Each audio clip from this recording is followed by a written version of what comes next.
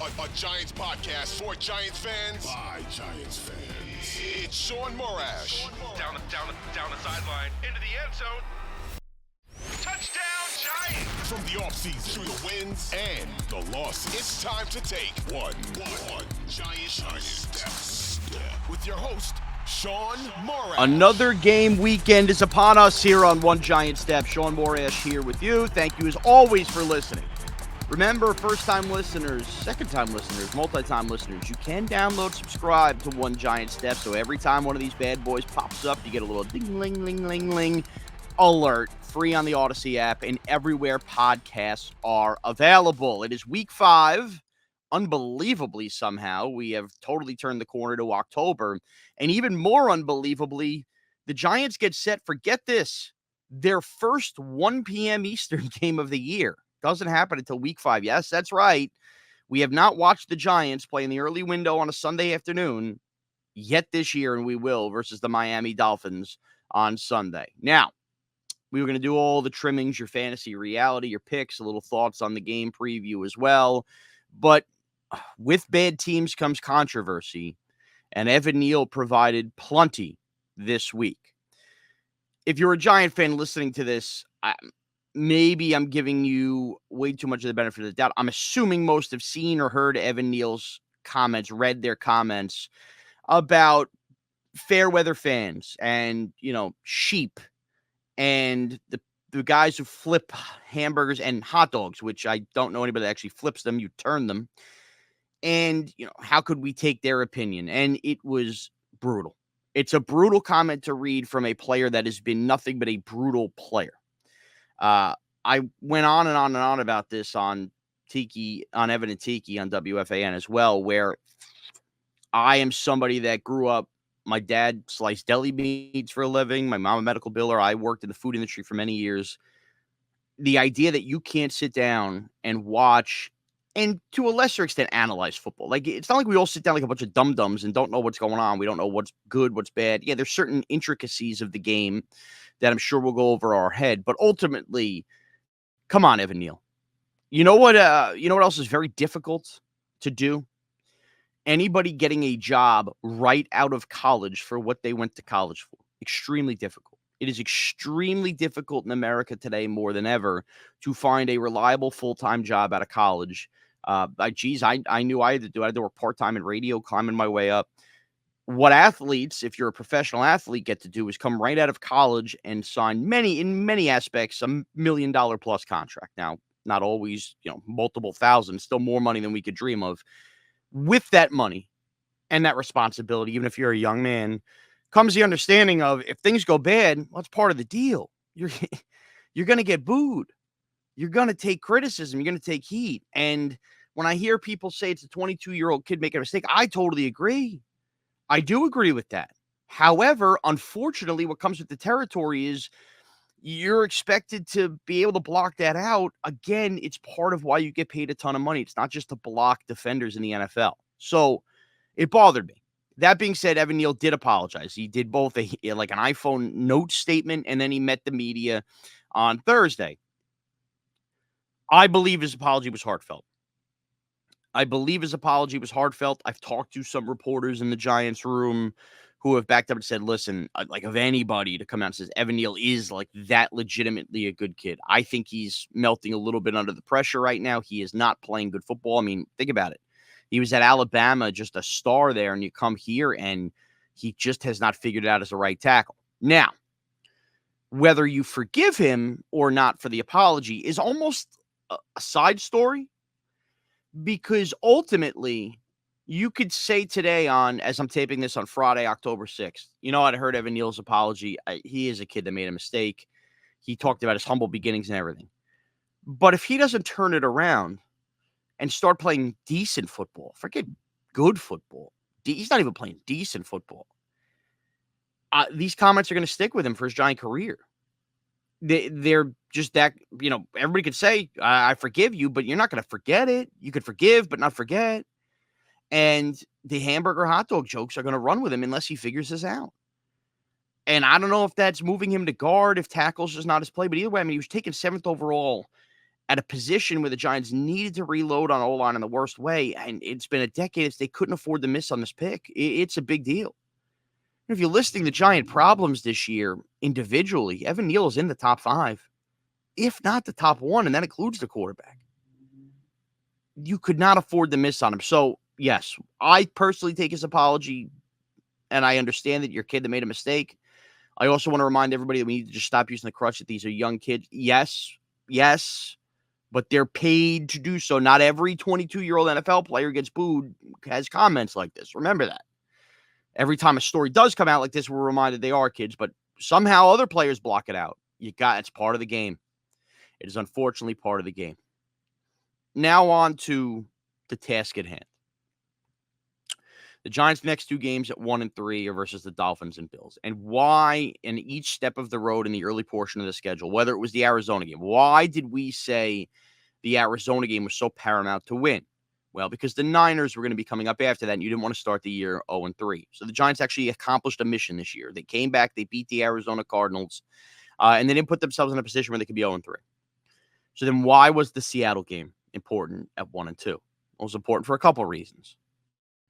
Number one, much like the Niners coming up after Arizona, the Giants knew they would be having the Dolphins and Bills, 2 of the NFL's elite, on the schedule following it. Of course, we also understand that Seattle will be right in the mix. You would hope if the Giants were a wild card contender for that, and you'd like to have that tie break and prove you belong. Of course, what has happened since is the Giants didn't lose some gut-wrenching heartbreaker where you knew they were on the Seahawks level, and it sucks that they're going to have to play their way out of a tie break.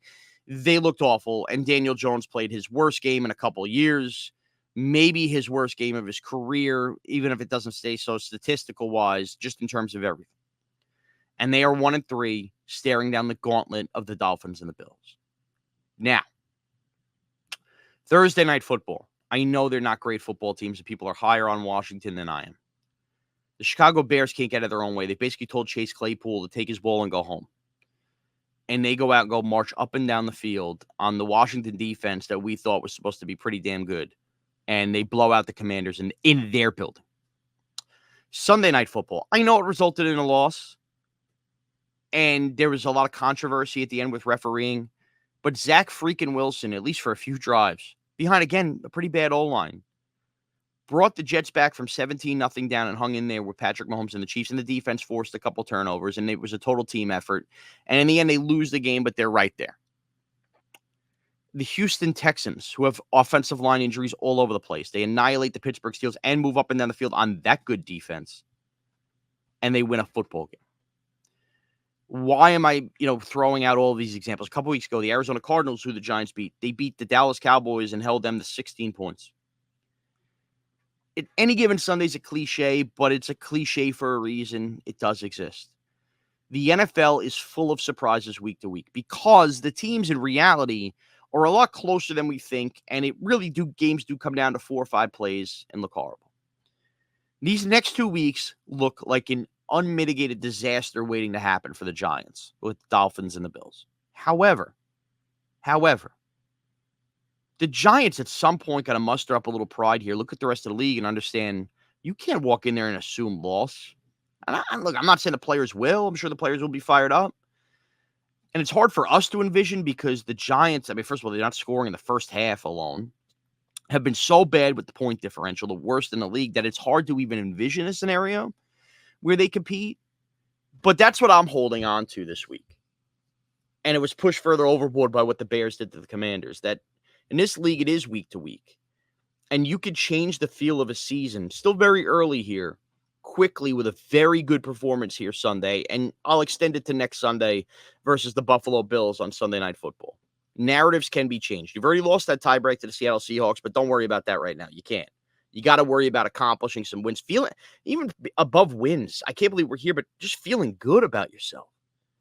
The Bears wake up on a Friday feeling good about themselves. The Houston Texans feel good about themselves right now. Giants got to find a way to feel good about themselves. And are the Miami Dolphins the Chiefs? They're not. Now, maybe they do end up going to a Super Bowl or anything. I just saw them score 20 points versus the Bills. That's not impossible. And the Giant defense seems to maybe be turning a corner. They still have to freaking tackle. It's in play here, guys. In a league full of surprises, why can't the Giants surprise us for once? Just surprise. I know they surprised us last year, but as a whole, surprise us. Surprise us. So now to this game. Giants, Dolphins. Sunday, 1 o'clock. Well, on one hand, every team deals with injuries. Every team deals with them. And a lot of weeks, teams overcome them to play competitive football. Some weeks, injuries are very crippling.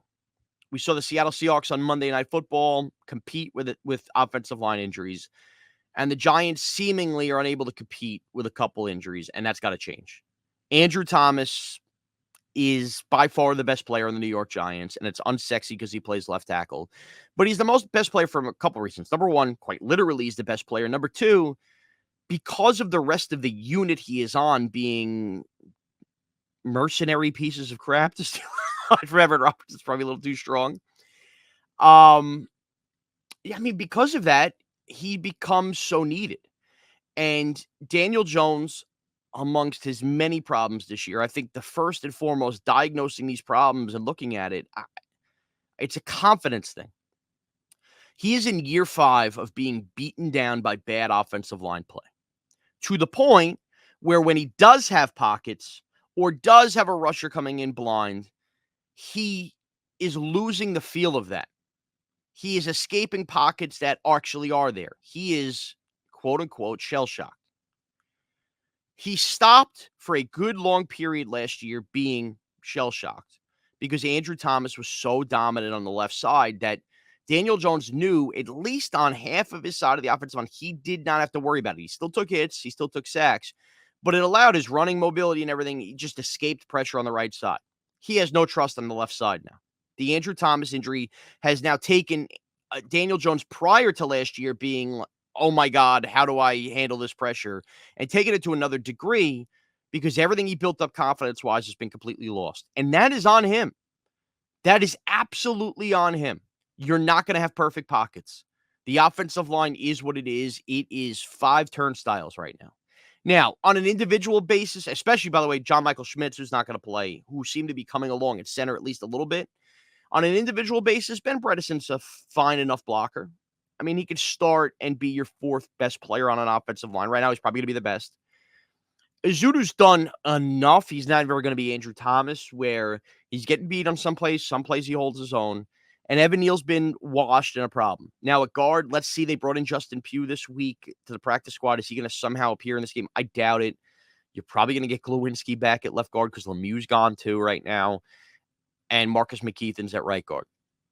It's not pretty. That is not a pretty situation. By the way, you hope McKeithen can develop, but he's not ready to be a prominent starter. And the problem is with that, defenses now know Daniel Jones is just going to throw short. It's going to be the same 3-yard pass to Paris Campbell. And defenses are sitting on it. That's how the Witherspoon pick happens. So versus the Miami Dolphins, a defense, by the way, that just gave up 40 points to the Buffalo Bills, the Giants have no choice, and Daniel Jones has no choice but to do what they're uncomfortable with. You have Jalen Hyatt. You have Darren Waller. I know that you try to find a balance between how much time do you need for a receiver to get down the field and make a play. And if you don't have that time, well, okay, we resort to throwing short first read stuff, but defenses are just sitting on it, and now it's causing turnovers and everything else. You have to throw guys open, Daniel Jones. That's the only way to start winning football games. And if that means not waiting for Jalen Hyatt to get 8 yards past the defender and this offense coming up with some kind of quick slant hitch, you know, Odell Beckham style for him to use his speed, that's the case. You're going to have to throw some balls up to Darren Waller quickly. Do what you did in camp. There is still a path with bad offensive line play. Teams have done it. But when there's no threat of doing anything over the top and defenses can just sit and go, hey, we know you're going to get after the quarterback and he's only going to throw the ball 3 yards past the line of scrimmage, you have no chance of moving the ball. No chance. And I haven't even mentioned Saquon Barkley here. At the time of taping this podcast, we don't know for sure whether he's out or in. My gut tells me he's going to be out. But even if that's the case, I'm sure Saquon will help a little bit. We've seen Saquon when the offensive lines have been banged up, even worse and hurt, and he dances behind the line of scrimmage. It doesn't provide much. They have no choice but to do what they did versus Arizona, where Josh Ezeudu played left tackle, in that just unleash Soften up a defense. It doesn't mean all day is to be bombs away, but you have to show a threat. You have to, or you're not going to move the ball. With that being said, I have spent all week with my head buried. And I know I picked the Giants to win on this podcast last week, but 2 days after I taped it, I got to the point where Monday night or Monday, I woke up going, they're not going to win this game. I just had this sinking feeling in my stomach. So, I don't know. The spread is 10.5. I know this isn't a spread thing, and I know the hot topic is the Giants can't move the ball. The Dolphins are awesome. And maybe Buffalo is a better spot for this with the Dable revenge. I kind of think a good Giant performance is coming, almost because it has to come, and almost because football is so wacky in that way that the moment you see something and you're sure of something, it changes. The Giants need a galvanizing moment. There's too many good guys in that room not to happen. You saw Kayvon Thibodeau come close to a pick six last week. I think the defense is coming along a little bit.